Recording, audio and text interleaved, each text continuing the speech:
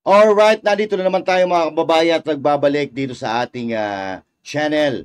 Ako nga po pala si Master Judea at marami po ang nagtatanong sa atin kung nasaan si Pangulong Duterte. Ito po, napakarami na nagme-message sa atin at umiiyak dahil hindi nga raw makita si Pangulong Duterte. At yes mga kababayan, sa mga panahong ito, napakarami po na nagpapakita ng suporta sa ating pinakamamahal na Pangulong Rodrigo Roa Duterte sa iba't ibang panig ng Pilipinas. At kanina lang po mga kababayan, nakita po natin na mayroon ding nagsagawa ng motorcade dyan sa Angeles, Pampanga. Pero ang issue po natin ngayon dito ay nawawala po si Pangulong Duterte, wala sa detention cell at hindi masabi ng mga taga-detention cell kung nasaan si PRRD. At mga kababayan, wag naman sana mangyari yung iniisip natin. Wag naman sana mangyari yung iniisip natin na ito ay bahagi ng kanilang plano para kay Pangulong Duterte. Ito mga kababayan, ako nanginginig ako ngayon sa sobrang pag-aalala, sa sobrang galit dahil mahal ko po, mahal na mahal po namin, mahal na mahal ng banatero si Pangulong Duterte at mahal na mahal si Pangulong Duterte ng majority ng Pilipinas. Kaya ito, isang sagutan na lang mga kababayan. Sasagutin natin or aalamin natin kung nasaan si Pangulong Duterte dahil kahit yung mga tao na nandun mismo sa Netherlands ay hindi nila alam ang whereabout ni Pangulong Duterte ngayon. So wag naman po sanang mangyari ang iniisip natin. Kaninang madaling araw po dumating si Pangulong Duterte dyan sa Netherlands at ito po ang sitwasyon. Nag-aabang po ang ating mga kababayang Pilipino pero ito po, panoorin po natin.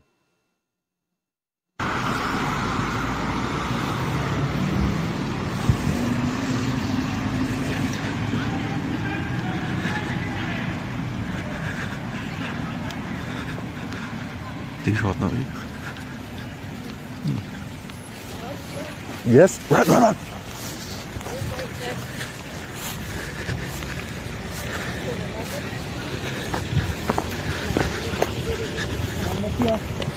Ito po yung mga kababayan nating Pilipino diyan sa Netherlands. Okay, so ito po yung pinaghihinalaan na sinakyan or pinagsakayan kay Pangulong Duterte. Tingnan po natin mga kababayan.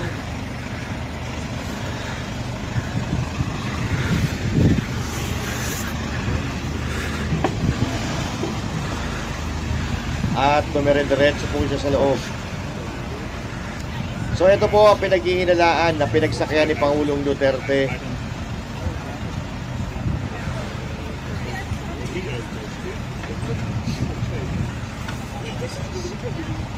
Talagang pati yung mga kababayan natin dyan sa Netherlands ay naiiyak sa sobrang lungkot dahil sa ginagawa nila kay Pangulong Duterte. Yung presidente na napakaganda na nagawa sa ating bansa. Baliktad na po dito sa ating bayan mga kababayan.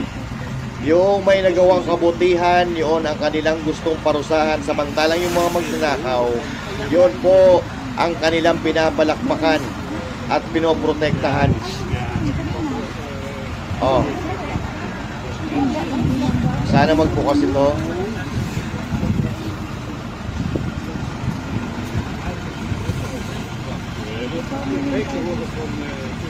Ayan. Pumasok. At parang ito po ay ambulansya, mga kababayan.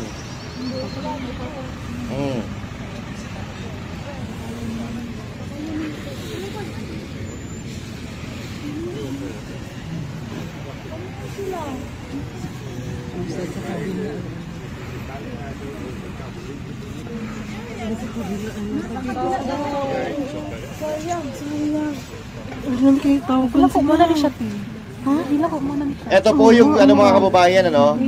Ito po yung detention cell. Ito po ang detention cell at ipapakita natin sa inyo mamaya ang itsura niya pag maliwanag na. Oo, exit dito. Akong inon sa labing alaada rin.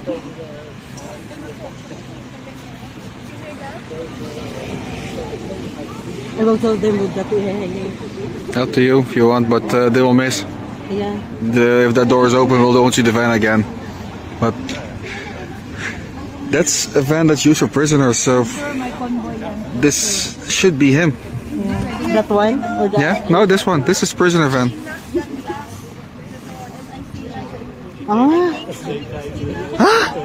Ah, Prisoner van She daw says- yan. Prisoner van.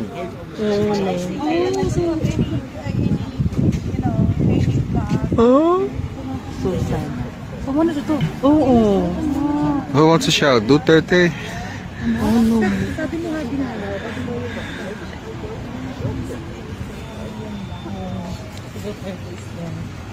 That should be him. Alright. So, pumasok na. At hindi po natin alam kung ano yung kalagayan ni Pangulong Duterte, kung nandyan man siya sa loob ng van na yan. Pero ito po ay detention facility. Ipapakita ko po sa inyo. Ito po yan. Yan. Ito po. Yung detention facility kung saan pumasok yung van na yon. Ito po yung main entrance. Ito yung main entrance. Tapos sa bandang kaliwa, nandoon yung pinto na bumukas kanina. At ito po, sinasabi po dito ni dating Executive Secretary Bong Medialdea na hindi nila makita si Pangulong Duterte. Ito po. Panoorin po natin. We made the request for a hospitalization, and they gave the assurance that he will be brought to a hospital. And I asked for the name of the hospital. Up to now, they have not given us the name of the hospital. So we took the position that he could have been brought here directly, and we are told that there is no President Duterte inside the facility. We are at a loss at this time, and lokohan na ito. I think this is part of their grand plan, no? To kidnap the president, to extract the president from the Philippines and brought to a jet without known destination. I was even forced to join the plane without any valid visa coming here. We made Ayan. the request for a So, yan po mga kababayan. Nag-request daw po sila, mga kababayan, na para dalhin sa ospital si Pangulong Duterte. Pero hanggang ngayon, hindi nila alam kung dinala sa ospital si Pangulong Duterte at wala silang sinasabi kung anong ospital dinala si Pangulong Duterte. Pero sana dinala lang nila talaga si PRRD sa ospital at wala silang planong masama kay PRRD. Alright, so ipagpatuloy po natin yung video na yan mga kababayan. So, hanapin po natin dito yung karugtong niya. Okay, pagpatuloy po natin para So, Sec, maintindihan po what's the natin. next step?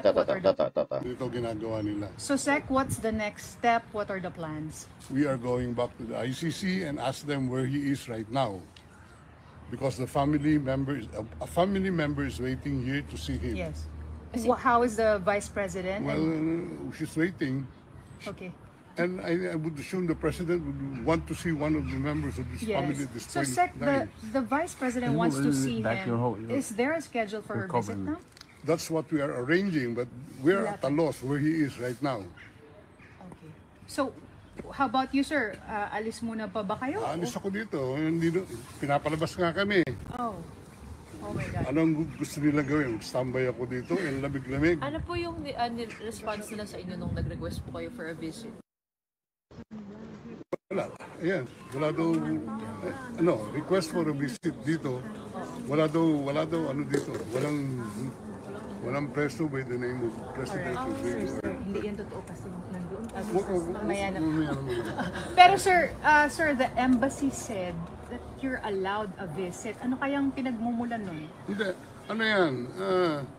Right ng accused yan. Opo. To be, by counsel. May schedule sila Thursday, so parang definite. I don't know with them, but Or it's- ako, as far as my understanding of the law is, he has the right to counsel at any time. And you're acting as an official. One of the counsel, and they don't even recognize my appearance here. Nasaan na po si VP Sara? I don't know where she is right now. Hindi pa po kayo nakita. Nag-usap lang kami sa telepono, pero pero wala pang ano until ano. So, Alright. tapos na. Okay. I have Okay, another thank you, sir. Thank you, sir. Alright.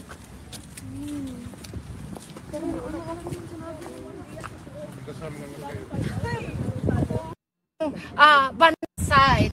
At eto, pakinggan din po natin ang mga saloobin ng ating mga kababayan dito sa Netherlands. Babalik po sila sa ICC para tanungin at i-update po sila sa mga kaganapan kung nasaan po ba talaga dinala si President Duterte. Ang kanila lang pong alam na ibinigay sa kanila ay dinala po ito sa isang ospital na hindi po rin pwedeng i-disclose kung saan po sila. At sa kasamang palad po, ang ating pong former president ay wala pong dalang kahit anong gamot.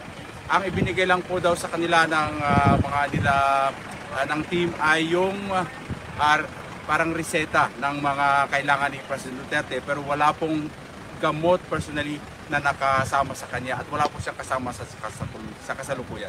Ayon kay former President Secretary.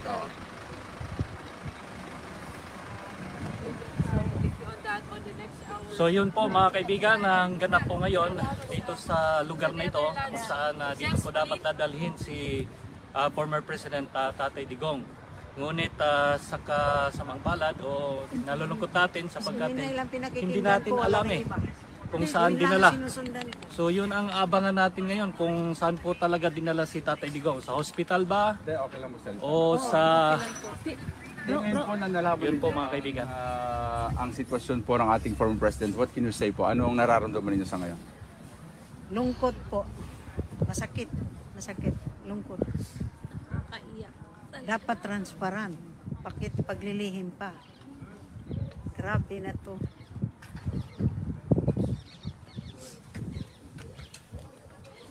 Sobra. Ma'am, may mensahe ba kayo sa ICC? ICC po sila known as Court para sa Human Rights. So dapat equal lang po. Si Tatay Digong naging presidente po ng Pilipinas. Parang kaya nga po tatay ang kanyang ang naging parang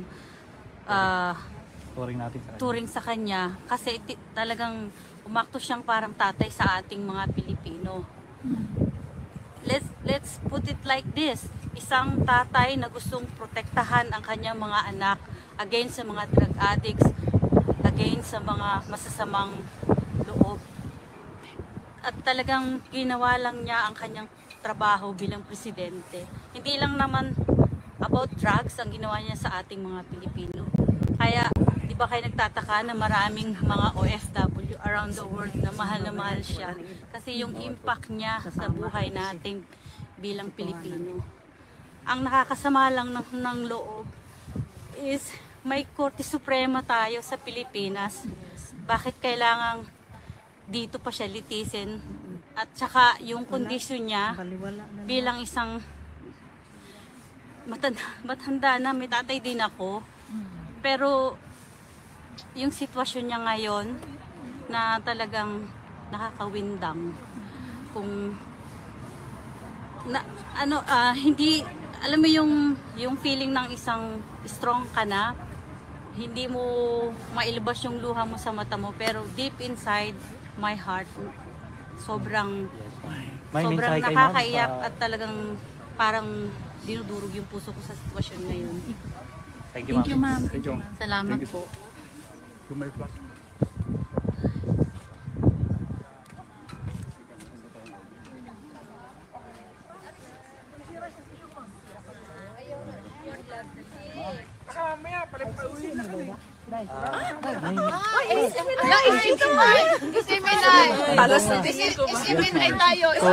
ngayon, update lang po kasi nalaman natin ang sitwasyon ngayon ni Tatay Digong according kay former President. Ano pong mensahe nyo sa ICC? Gusto na namin umiyak po. At ang gusto namin gawin sa mga Pilipina dito kasi galing pa Germany sila, mga nurse po. Madaling araw nandito na kami. Duty pa yan kagabi. Duty pa sila kagabi. Ako galing pa kami ng Belgium. I'm ex-mayor Lustan of Cabacan, Cotabato during the term ni President Duterte as mayor in Davao City. Kasama ko siyang as mayor. Andito po ako sumusuporta at maaga pa kami, andito na kami sa facilities na sinasabi nila na andito si President. Dumating po si A.S. Medeldia and one of the lawyer and isang Pilipina from Philippine Embassy. And they said that the President is not here, but in the morning we are here. We are trying to have an email, an appointment to get inside. And they said, andito si President. But when Medeldia arrived, they said, the President is not here. Si Presidente po, andito ang kanyang nurse. Wala po siyang medical attention. Hindi namin alam ano ang ginawa dahil kinidnap siya galing sa Pilipinas. Siya lang mag-isa doon sa ambulance. And then, ang aide niya andito. Hindi siya kasama. Nag-iisa lang po siya. Umuwi na po si A.S. Medeldia dahil sabi niya, what for? I am old and the President also very old. By March 28, he will be 80 years old. And he's a Filipino. He must tried in the Philippine court. Malungkot kami. Umiyak ang puso namin. Galing ang iba dito from Germany. Galing sa Belgium. Dala namin yung jacket po na ibigay ko na sa nurse, hindi ko na po na ibigay kay President. Alam ko malamig na malamig ang panahon dito. It's +8 maginaw and we believe na as 80 by March 28 si President ay talagang maghihina ang kanyang immune system dahil ang Pilipinas po ay tropical. Maganda ang panahon sa atin dito, napakalamig. Salamat po, salamat. Malungkot kami. May pahabol kang ano po, masasabi niyo po sa gobyerno natin. Okay, ito gustong-gusto nilang ipasabi sa Pilipinas. Napunta kami dito, wala kaming bayad. We stay in a hotel, napakamahal. But we stay for the President para ipakita sa pamilya nila na we sympathize. And alam ko anong mga damdamin nila as Pilipino, ang mga kababayan ko na gusto nila makita saan si President Duterte. Ang daming nagawa para sa ating bayan. At kami natatakot kung ano ang ginawa nila kay Pastor Kubuloy, gagawin nila sa presidente natin. Ngayon, walang medical attention. Ang nurse, hiniwalay sa kanya. Ang aide, hiniwalay sa kanya. Si A.S. Medeldia, hiniwalay din. So kami ay nalulungkot talaga. We are going to the King of Netherlands. Baka makiusap para makita siya ng mga Pilipino dito na galing sa ibang bansa, magtipon-tipon, nagsakay lang ng tren, nagsakay lang ng bus, para lang makarating, para makita si President. Salamat po. Thank you, ma'am. Ma'am, asan po yung aid ni Tatay Digong? Yung taba. Alam mo, pumunta. Ay, sundalo sila, hindi pwede. Hindi sila pwede ma-interview. Oo, wala sila sa service. Pumunta po kami doon sa ano, sabi na. Siya yan, hinila siya. Ayun ako, hinilagan ako. Ikaw siya yan. Yung servisyo ko yung nakatyan. Okay po. Basta nakalive. Nakay madam lang. Kudos kami sa mga SMNI.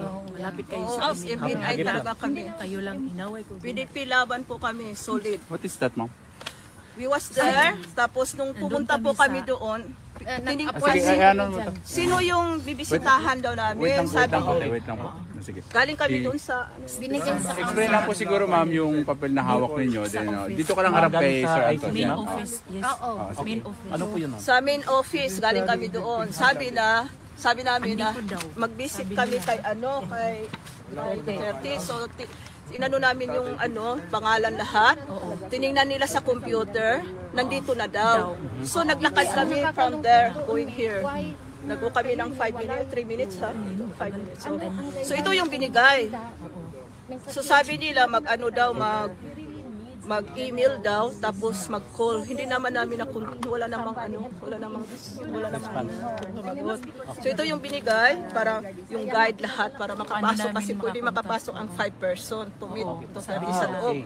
Sabi nila doon, sabi, are you sure sir na nandun? Sabi niya, oh nandun na po siya. Siya have a room there. Pero nung lumabas po yung sino yung former. Yes, Midelia. Yeah? Yes, Midelia. Sabi daw ng mga security guard, wala daw Duterte sa loob. Hindi rin nila masabi kung saan si former Hindi rin president. nila masabi kung nasaan. Hindi nila sinasabi. So we don't Hindi nila believe sinabi that. kung nasa hospital. Hindi rin sinabi. Yun ang hindi maganda po sa atin po. Napakasakit po para kay PRD. Parang tinago nila. Tinago po nila. So ano pong panawagan natin ngayon, ma'am, para sa si Marcos naman kaligtasan po, ng ating bilang isang Pilipino po, si Marcos bilang isang Pilipino po, maging fair naman po siya. Hindi naman po may libing yung tatay niya kung wala si Duterte. Sana wala na sila sa politiko kung wala din si Duterte, no? Ako Bisaya talaga, yung Tagalog namin is Bisaya na lang tayo. So matagal na kami dito sa Belgium. Pero nararamdaman namin yung tahimik at safe yung family namin at the time of term ni Duterte. Kasi si Duterte, he is not fighting for humanity. He is defend the humanity. He is fighting against criminality. For the people who is powerless. Kung walang kalaban-laban, yun po ang pinindinipinsan niya. Bakit humanity yung kaso? Against nga siya sa mga kriminal, hindi human. Yun, every time, we cannot stop crying every time we saw the situation of that. Yung mga, Is that okay for you if we take pictures? yes, sure. Yung mga Duterte na yan, yung mga Marcos na yan, walang utang na loob. Para namang hindi Pilipino, grabe. I don't know how to say that. Speechless kami sa mga Marcos na yan. Budol, bangag na yan. Thank you, ma'am. Thank you, ma'am. Ang gagamit. So, marami pa kayong mga Hindi kasama kami na nagpa-interview sa mga Sabado. sa PTV, sa mga ABS-CBN, mga pupunta GMA, sa kasi mga bias yun, mga bayad yun ni Bangag. France, pupunta France, Belgium, yung mga nagtatrabaho ngayon, pupunta sila. Sa pupunta sila bukas. Kasi, Wala man tayo mga tulog kasi duty last night. So, umalis na po yung Umalis sila kasi gusto nilang ma-interview kami kasi mga nurse na. oo, Ayaw nila nag-response pa kami sa magpa-interview call. kasi ayaw namin sa mga ganyan. Mga bias yan eh. Wala na kaming tiwala sa kanila. Inaway namin yan. Sino po may gustong sabihin? You want to say something? Abot natin kay Tati Digong. Si Duterte sa pagkain. Ayun. Ayun, kung makikita nyo, ayun sa kanan, yan, yung bumukas na pinto. Ayun, ayun sa kanan. Ayun, sa kanan na yun. Yun po yung bumukas na pinto kagabi. Okay? So now, mga kababayan, parang plano po, kasama po ito sa kanilang plano. Unang-una, tinanggal yung aid ni Pangulong Duterte, yung hinila nila dito sa Pilipinas, yung kanina nakita natin na mabilisan. Tinanggal po yung nurse ni Pangulong Duterte. At considering po na positive 8 po ang lamig diyan sa Netherlands. Hindi po kakayanin ng katawan ni Tatay Digong yan. Kung tayo nga na malalakas ang katawan, tingnan mo yung mga nurse na nagtatrabaho dyan, mga sanay na yan, pero makakapal na damit ang kanilang mga kasuotan. Si Tatay Digong po, manipis na jacket lang po ang suot-suot niya nang umalis dito. Buti sana kung binigyan po nila. Pero sa nangyayaring ito mga kababayan, talagang gusto nilang pahirapan si Pangulong Duterte. Ayaw nilang ipaalam kung nasaan ang kinaroroonan ni Pangulong Duterte. Sa tingin ko dito, nagkaroon na ng ugnayan si Marcos at ang ICC para itago si Pangulong Duterte. Ganyan po ang ginagawa nila sa napakagaling na naging presidente ng Pilipinas. Binababoy po nila mga kababayan. Binaboy nila, ipinagkanulo nila sa banyaga na dapat sana dito sa ating bansa iniimbestigahan. So, ako ayokong isipin kasi may tinatawag po tayong na extraordinary rendition. Ginagawa po yan ng mga dayuhan na dinudukot nila ang mga gusto nilang dukutin at nagiging istorya na lang ang tao na yan. Kung halimbawa man, mangyari to kay Pangulong Duterte, wag naman sana. That's the end. That's the end of the line. Maybe the Philippines will go down. Yun ang nakikita ko. Dahil ngayon, nakikita natin na galit na ang Pilipino, lalo na sa Mindanao at diyan sa Visayas. At ngayon, dito sa Luzon, nakikisali na. At marami na po ang mga sundalo, mga pulis, or sinatawag nating men in uniform ang nagre-resign dahil sa sobrang sama ng loob nila sa ginagawa nila kay Pangulong Duterte. So now, yan po mga kababayan ang pinakabagong update natin ngayon. Hindi makita si PRRD, tinanggalan ng nurse, tinanggalan ng security, mag-isa si PRRD ngayon, pero hindi natin alam kung nasaan po siya. Yan po ang kasalukuyang update diyan sa Netherlands mga kababayan. Patuloy po tayong mag-aantabay at ihahatid sa inyo ang mga kaganapan at mga impormasyon na kinanoroonan ni Pangulong Duterte. Kung makukuha natin, maya-maya lang, mag-antabay lang po kayo. At patuloy po tayong magdasal. Ipagdasal po natin ang kaligtasan ni Pangulong Duterte at ipagdasal po natin ang kaligtasan ng bansang Pilipinas sa kuko ng mapang-api, mapang-abuso at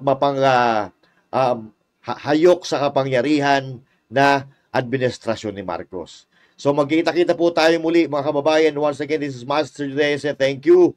God bless you all and to God be the glory.